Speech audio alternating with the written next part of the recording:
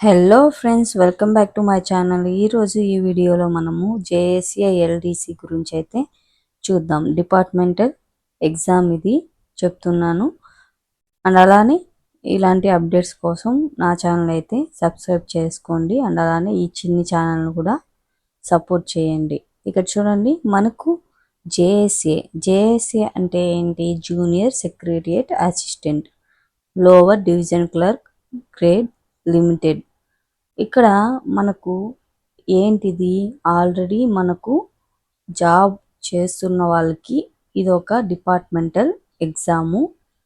And అలానే వీటి books అనేది కూడా నేను చెప్తాను, అంటే ఎక్కడ దొరుకుతుందని. అండ్ అలానే దీని డీటెయిల్స్, శాలరీ డీటెయిల్స్, అండ్ అలానే నోటిఫికేషన్ డీటెయిల్స్, అండ్ అలానే సిలబస్, అవన్నీ కూడా ఈ వీడియోలో అయితే చెప్తాను. లాస్ట్ వరకు అయితే చూడండి ఈ వీడియోని. Date for submission of online application మనకు వచ్చి 26th జూలై 2026. అంటే మనకు జూలై 26th అనేది మనకు లాస్ట్ డేటు. మనకు కంప్యూటర్ ఎగ్జామ్ ఎప్పుడు ఉంటుంది అంటే ఆగస్ట్ 2026లో అయితే ఉంటుంది. ఇక్కడ చూడండి, name of service cadre organization. ఇప్పుడు ఒక్కొక్క క్యాడర్లో ఒక్కొక్క సర్వీస్ ఉంటుంది కదా, అంటే మీరు ఏ వర్క్ చేస్తున్నారు అని ఇలా మీకు ఇచ్చుండారు ఏ క్యాడర్ అనేసి అని. ఒక 10 అబోనే ఇచ్చుండారు. ఒకసారి అయితే చూద్దాం. Central passport organisation, ministry of external affairs. Second one ఏంటి? Armed forces headquarters clerical service, ministry of external affairs. Railway board secretariat clerical service, ministry of railways. Next central administrative tribunal. ఇక్కడ చూడండి, registrar general of India, national technical research organisation. Department of agriculture and farmers welfare, ministry of agriculture and farmers welfare. Office of the development commissioner, central translation bureau, official language wing, legislative department, ministry of law and justice, bureau of police research and development, ministry of home affairs. ఇక్కడ చూడండి, మనకు total vacancies అంటే ఒక్కొక్క క్యాడర్లో ఒక్కొక్క vacancy ఉంటుంది కదా, అది అయితే చూద్దాం. ఫస్ట్ క్యాడర్ ఏంటి? సెంట్రల్ పాస్పోర్ట్ ఆర్గనైజేషన్ వాళ్ళకి వచ్చి అన్రిజర్వ్డ్ 50, అండ్ అలానే టోటల్ వచ్చి మనకు 50. అండ్ అలానే సపరేట్ సర్వీస్కి క్యాడర్కి మనకు సపరేట్గా వేకెన్సీస్ ఇచ్చారు. ఆర్మ్డ్ ఫోర్సెస్ హెడ్ క్వార్టర్స్కి అయితే 31, మినిస్ట్రీ ఆఫ్ అఫైర్స్కి అయితే 7. మీరు ఏ కేటగిరీ అని చూసుకోండి వేకెన్సీస్ ఎన్ని ఉన్నాయని. రైల్వే బోర్డ్ సెక్రటరియట్ క్లరికల్ వచ్చి ఇక్కడ అన్రిజర్వ్డ్ 8, ఎస్సీ వచ్చి 2, ఎస్టీ 2, టోటల్ 12. అలానే ఇక్కడ చూడండి, పీడబ్ల్యూడి కూడా ఇచ్చారు. ఒకసారి అయితే చూడండి. సెంట్రల్ అడ్మినిస్ట్రేటివ్ ట్రైబ్యునల్ వచ్చి మనకు 4, register general of India 17, national technical research organization వచ్చి 9, department of agriculture farmer welfare వచ్చి 1, ఆఫీస్ ఆఫ్ డెవలప్మెంట్ వచ్చి మనకు 13, సెంట్రల్ ట్రాన్స్లేషన్ బ్యూరో వచ్చి మనకు 2, official language wing, legislative department ఇదైతే మనకు 1, బ్యూరో ఆఫ్ పోలీస్ రీసెర్చ్ అయితే 2. అండ్ అలానే ఇక్కడ మనకు ఏది అఫీషియల్ వెబ్సైట్ అనేది కూడా ఇక్కడ ఇచ్చారు. https://ssc.government.in. ఇది ఎస్ఎస్సి హెడ్ క్వార్టర్స్ అన్నట్ట. ఇక్కడ వచ్చి ఎన్ఆర్ నార్త్ డివిజన్కి వచ్చి ఇదంట మనకు అఫీషియల్ వెబ్సైట్స్ అయితే మనకు ఇచ్చారు. రూల్స్ ఆఫ్ ఎగ్జామినేషన్ మనకు ఖచ్చితంగా రూల్స్ అండ్ రెగ్యులేషన్స్ అయితే ఉంటాయి. అండ్ అలానే క్రూషియల్ డేట్, కండిషన్స్, మెయిన్ మనకి ఇదే కావాల్సింది, కండిషన్స్ అండ్ ఎలిజిబిలిటీ. ఇక్కడ చూడండి, సెంట్రల్ పాస్పోర్ట్ వాళ్ళకి 1 జూలై 2025కి సర్వీస్ మనకు ఏముండాలి? ఇక్కడ చూడండి, 3 years ఆఫ్ సర్వీస్ ఉండాలి.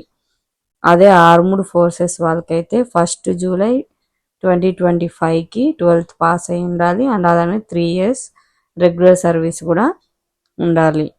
ఇక చూడండి మినిస్టర్ ఆఫ్ ఎక్స్టర్నల్ అఫైర్స్ వాళ్ళకి కూడా 1 జూలై. అలానే ఇక్కడ చూడండి 3 years సర్వీస్ ఉండాలి. Railway board secretary clerical service వాళ్ళకి 1 ఆగస్ట్. అక్కడ ఏంటి 1 జూలై, ఇక్కడ 1 ఆగస్ట్. లెంత్ ఆఫ్ సర్వీస్ కూడా దీనికి 3 years అయితే ఉండాలి. సెంట్రల్ అడ్మినిస్ట్రేటివ్ ట్రైబ్యునల్కి అయితే 1 జనవరి 2025కి మనకు ఇక్కడ చూడండి 3 years సర్వీస్ ఉండాలి. అదే మ్యాక్సిమం వచ్చి 45 years అండ్ అలానే 50 years అంటే +5 years ఎవరికి SC ST వాళ్ళకి. దేనికి సెంట్రల్ అడ్మినిస్ట్రేటివ్ ట్రైబ్యునల్ వాళ్ళకి. ఇక్కడ చూడండి రెగ్యులర్ జనరల్ ఆఫ్ ఇండియా వచ్చి 1 జనవరి 2025కి 3 years అండ్ అలానే నేషనల్ టెక్నికల్ రీసెర్చ్ వాళ్ళకి కూడా 1 జనవరికి 3 years అయితే సర్వీస్ ఉండాలి. అండ్ అలానే 12th కూడా పాస్ అయి ఉండాలి. అన్ని క్యాడర్స్ కూడా కంపల్సరీగా 12th అనేది పాస్ అయి ఉండాలి. డిపార్ట్మెంట్ ఆఫ్ అగ్రికల్చర్ వచ్చి 1 జనవరి 3 years service. Office of development commissioner దీనికి కూడా 1 జనవరి 3 years సర్వీసు. సెంట్రల్ ట్రాన్సిషన్ బ్యూరోకి కూడా మనకు 3 years సర్వీసు. అఫీషియల్ లాంగ్వేజ్ వీటికి కూడా మనకు 3 years. ఏజ్ వచ్చి 45 years. అన్రిజర్వ్డ్ వాళ్ళకి అయితే 50 years for only SC ST. ఇంకా చూడండి బ్యూరో ఆఫ్ పోలీస్ రీసెర్చ్ వాళ్ళకి 1 జూలైకి మనకు సర్వీస్ వచ్చి 3 years ఉండాలి. ఏజ్ చూడండి మనకు కేటగిరీని బట్టి మనకు ఏజ్ అనేది ఉంటుంది. SC ST వాళ్ళకైతే 5 years రిలాక్సేషన్ ఉంటుంది. అండ్ అలానే ఇక్కడ చూడండి డిసేబుల్డ్ వాళ్ళకైతే మనకు ఇక్కడ 3 years. అండ్ అలానే ఇంకోటి ఏంటి SC ST వాళ్ళైతే డిసేబుల్డ్ SC ST వాళ్ళైతే 8 years రిలాక్సేషన్ అయితే ఉంటుంది. ఇక్కడ చూడండి స్కీమ్ ఆఫ్ ఎగ్జామినేషన్ మనకు 200 marks అయితే ఉంటుంది. Computer based plus return exam ఉంటుంది. షార్ట్ ఎస్సే వచ్చి మనకు 100 marks ఉంటుంది. మనకు 1 hour 30 minutes. అదే 2 hours అయితే ఎవరైతే స్క్రైబ్ ఉంటారో వాళ్ళకి. నెక్స్ట్ పేపర్ 2 వచ్చి మనకు ఇంగ్లీషు అండ్ అలానే జనరల్ నాలెడ్జ్. ఇక్కడ చూడండి number of questions 50 marks. 50 questions 50 marks అంటే ఇంగ్లీష్కి 50 marks 50 questions. జనరల్ నాలెడ్జ్కి 50 marks 50 questions. మనకు 2 hours అయితే ఎగ్జామ్ ఉంటుంది. 2 hours 40 minutes వచ్చి ఎవరైతే స్క్రైబ్ ఉంటారో వాళ్ళకి. నెక్స్ట్ వచ్చి ఎవాల్యుయేషన్ ఆఫ్ 60 marks అనేది రికార్డ్ ఆఫ్ సర్వీస్ అంటే మీరు ఏ వర్క్ చేస్తున్నారు, డిసిప్లైన్గా ఉన్నారా లేదా, మీ అటెండెన్స్ ఏంటి, అవన్నీ రికార్డ్ కిందే వస్తుంది. ఆ 60 marks అనేది దానికి యాడ్ అవుతుంది. సిలబస్ చూసుకోండి మనకు షార్ట్ ఎస్సే ఏంటి 400 to 500 words. మనకు ఎస్సే అయితే రాయాలి 400 to 500 words వరకు. పేపర్ 2లో వచ్చి మనకు ఖచ్చితంగా మనకు సింపుల్వే ఉంటాయి.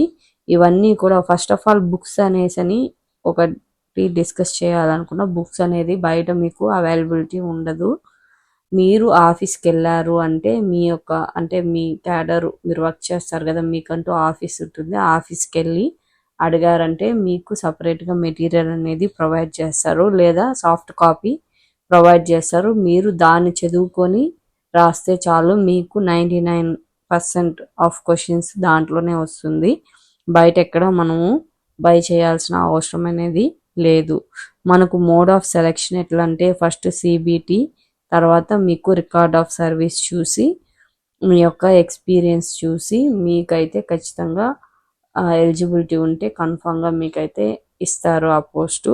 కాబట్టి ఎవరైతే సెలెక్ట్ అవ్వాలనుకున్న వాళ్ళైతే మంచి ఎఫర్ట్ అయితే పెట్టండి, మీకు ఇది మంచి ఛాన్స్. అండ్ అలానే ఇయర్లీ వన్స్ పడుతూనే ఉంటుంది. మీరు ఒకవేళ హయ్యర్ క్యాడర్కి వెళ్ళాలి అనుకుంటే మాత్రం ఇది మాత్రం మీకు చాలా ప్లస్ పాయింట్ అనే చెప్పాలి. డిపార్ట్మెంటల్ ఎగ్జామ్ అనేది ఇయర్లీ వన్స్ అనేది జరుగుతుంది. ఈ ఇయర్ కాకపోయినా నెక్స్ట్ ఇయర్కైనా ట్రై చేయండి, ఈ ఇయర్ ట్రై చేయని వాళ్ళు.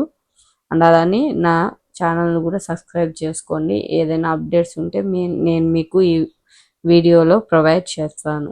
మీకు కొన్ని సర్టిఫికెట్స్ అయితే ఇక్కడ మీకు ఇచ్చారు. అది మీరు ఎలిజిబిలిటీ ఉంటే దానికి ఫామ్ ఫిలప్ చేసి అప్లోడ్ చేసుకోవాలి.